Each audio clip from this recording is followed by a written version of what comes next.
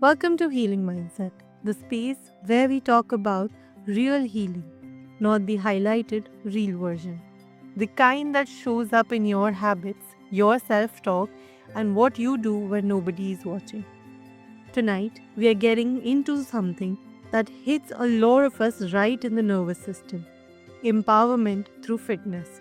Not shrink yourself fitness, not punishment workouts, real strength, real confidence, real community. My guest is Melanie Levy. She is the owner of Melanie Levy Fitness and the creator of the Empower Her Move method, a program built for 30 plus women who are over cookie cutter plans and want something that actually fits their life. Melanie has been coaching since 2018, and her whole mission is simple: women deserve to feel powerful in the gym and feel better in their everyday life as they age. And I love that she's open to wherever the conversation wants to go, because that's usually where the truth lives. So, Melanie, welcome to the show. Thank you. I'm so glad to be here. Same. So, Melanie, when you say empower, what does empowerment actually look like? Like on a random Wednesday when motivation is low? Yeah, what I've created is a safe space for women to really show up for themselves. I would say on any random Wednesday, in fact any day of the week. Most of us at the end of a busy workday, I don't really want to go to the gym. It would be more comfortable to go home and eat some dinner and just plop down on the couch and watch some Netflix. Um And that's totally normal. But I've created a space where when you actually do show up for yourself at the end of that workout, in fact, even during the workout, you're thinking to yourself, man, I'm so glad that I came tonight. I'm so glad I showed up. And not just for myself, but for the community, for the other women here in the room. Um, I feel good now. I don't want to miss that. And then for future sessions, you remember that feeling. Gosh, I want that feeling all the time. That actually sounds so motivating. So, Melanie, what's the biggest mindset shift women over 30 need to make to stop chasing quick fixes and start building real strength? Yeah, I think mindset is probably the most important piece of this. I think a lot of us are sold on the internet on physique, the way fitness should look. And really the mindset needs to be how we feel, and not just how we feel temporarily, but how we feel for the rest of our lives. How do we want to feel as we age? And how do we create a structure or a program or a journey that is sustainable, that can make us feel good, can make us feel strong, powerful, and confident for the rest of our lives, not just for, oh, I have a vacation coming up in July and I want to be fit for that versus I want to be 80 years old and I want to be able to go on hikes and I want to take my grandkids to Disneyland and walk 20,000 steps in one day without getting tired. So really shifting the mindset to a lifestyle plan versus just a quick fix plan. That sounds really nice. It's like, you know, like that's such a mic drop moment because, market sells fast, but healing is more like long term strategy with daily wins. Yeah. Yeah. And I ask my clients this a lot of times, and, people will get discouraged. Oh, I missed my workout on Tuesday, or oh gosh, I ate so bad over the weekend. And the question really is, are we taking action towards who we wanna be, like, who is the person that we wanna be? And we're not always gonna be perfect, but is there some action, even if it's small, that you can take today that moves you closer or moves you in the direction of the person that you ultimately want to be? That is amazing. So, Melanie, You built your method specifically because cookie cutter programs don't work for a lot of women. What are they missing, like physically or mentally? Yeah, I think a lot of what's missing physically is we tend to jump into a large group fitness class, where everyone's doing the same exercises and, you know, given that person A and person B are different humans, they're different people, they move differently, they have different capacity, they have different strengths, abilities, different mobility, one might be stronger than the other, maybe one has an injury, and most programs are just built for everybody, but we're all different. So there needs to be more programs that are really customized to helping the individual versus just this mass large group of people. And also when you go into, a lot of these larger group classes, you've got one coach trying to train, 20 or 30 people in the room. That's really hard to do. So I think it's important to scale back the number of people in the room, or maybe we increase the number of coaches in those classes so that people can really get more personalized attention because everybody's different.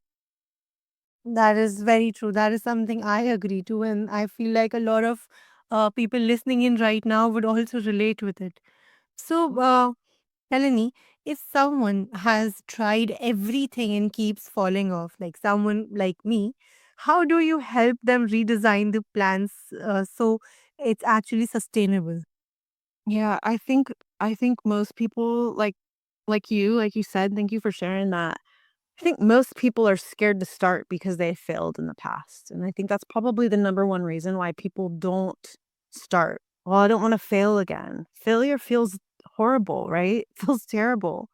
Um, so what I really want to create for people like that is I want to tell them that, it's good you had that experience. Take that as a lesson and let's really customize a different program for you, something that makes sense for you. Can I give you an example?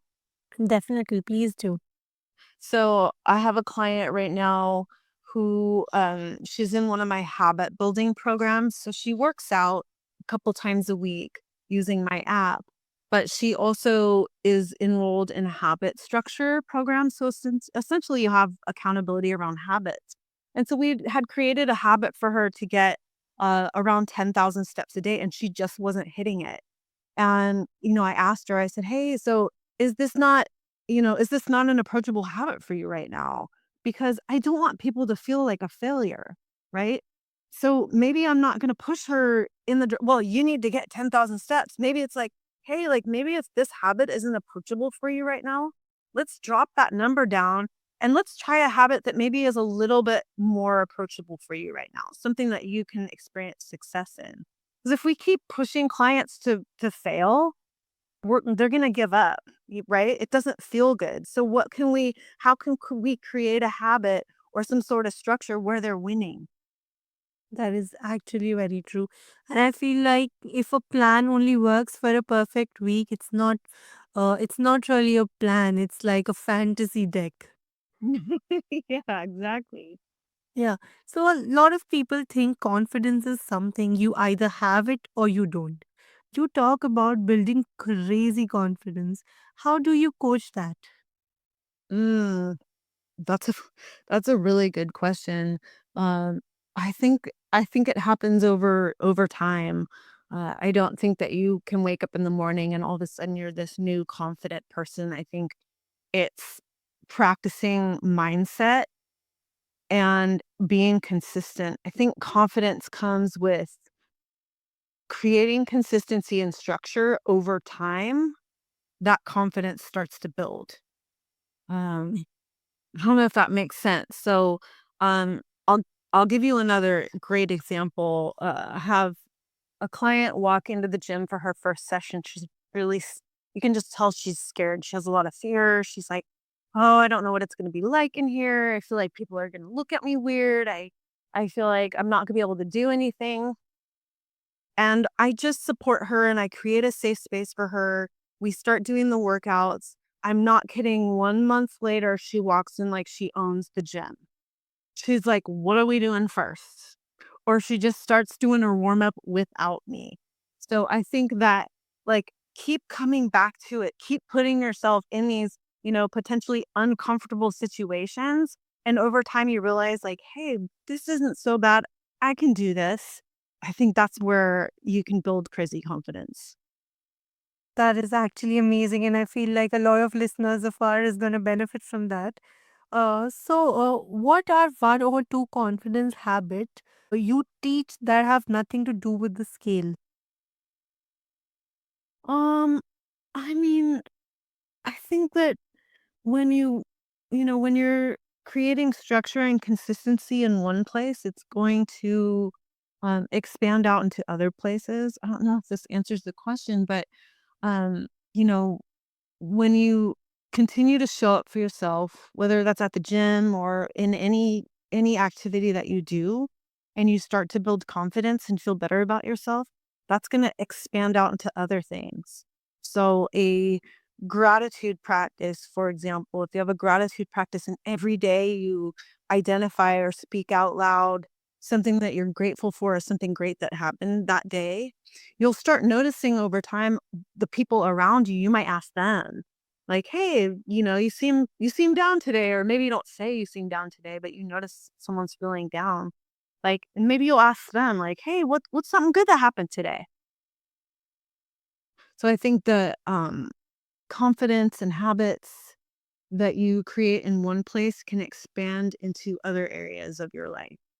Yeah, I love that, and it is such a honest opinion that you have shared with us. And your work isn't just workout; it's like a community. Why is community such a big part of the healing mindset around fitness? Yeah, that's a great question. I think people want community. I think human nature wants to be able to relate to others on some level, on the same level. So to know that you're not alone in it, whether it's fitness or maybe you're in a book club or maybe you're in a running group. I have a client that just joined a slow runners group. She always thought she was too slow to run.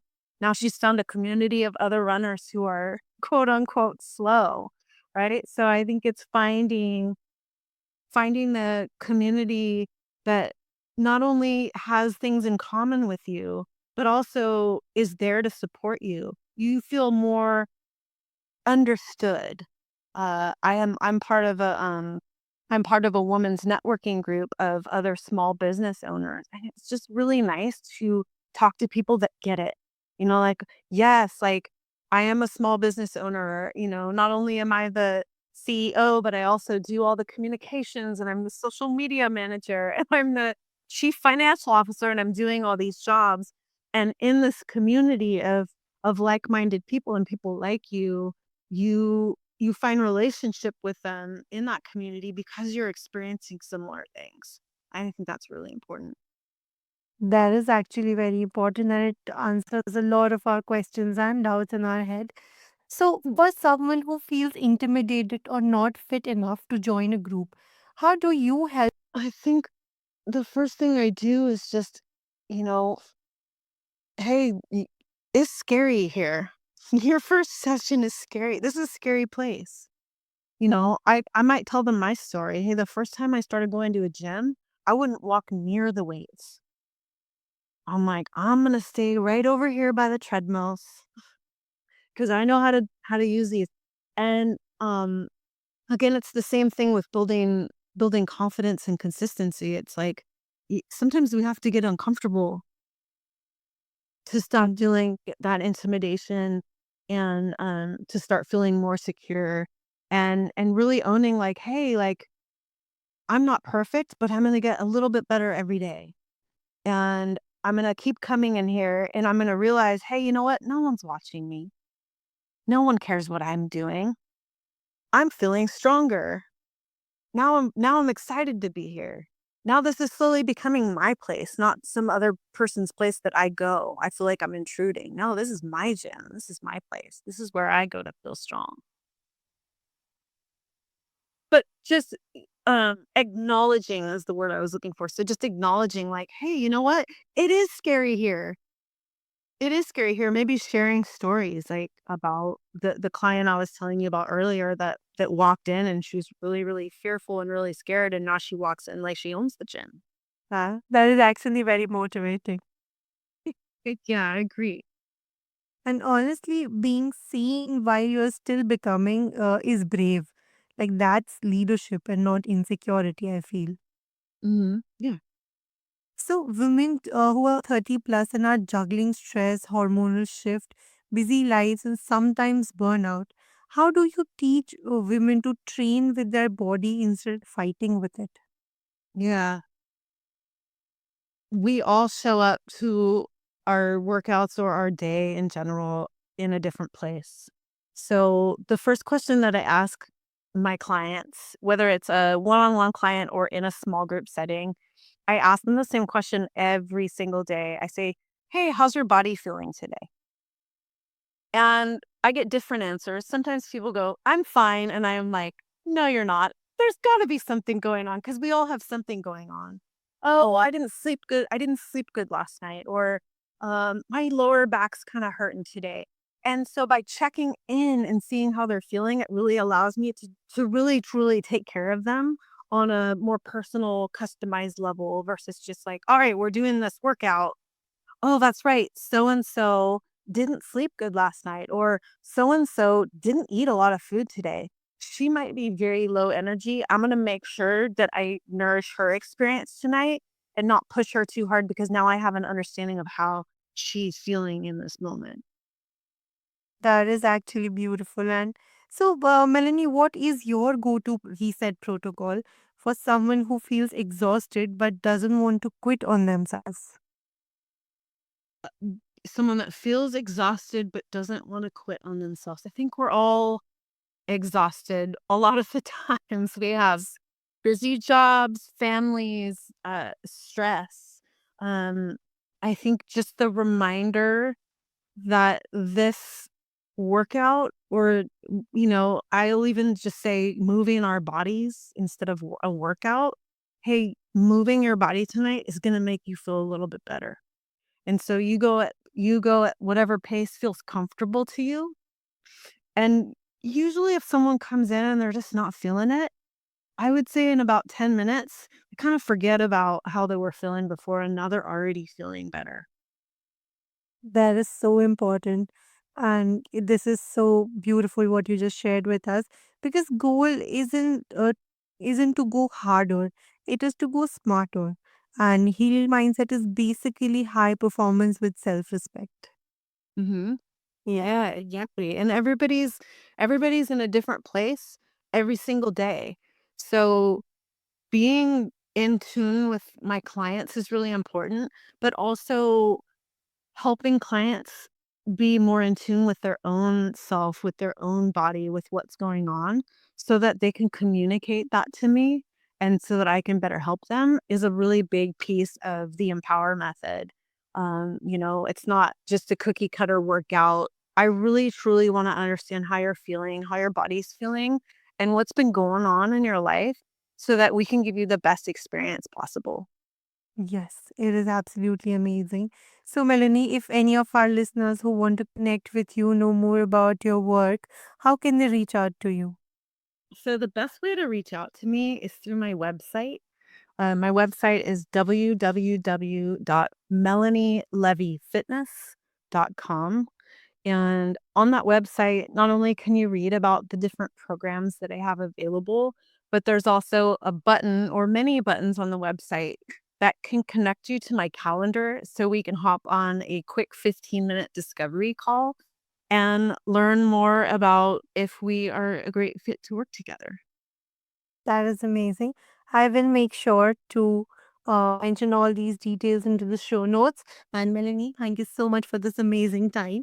And to all our listeners, if you are listening and you have been stuck in loop of start, stop, guilt, repeat, let this be your pivot. Ask yourselves, what's one way I have been using fitness as a punishment? What would it look like to use movement as a support instead? And what's one tiny promise walk or drinking more water. Then do the tiny thing. Keep the promise. That's how the trust with yourself gets rebuilt. Melanie, this conversation with you has been more than amazing. And it's about reclaiming power in the gym, in your mind, and in your life. To everyone listening, if this episode hits home, send it to a woman in your life who needs a reminder that strength is available at every age.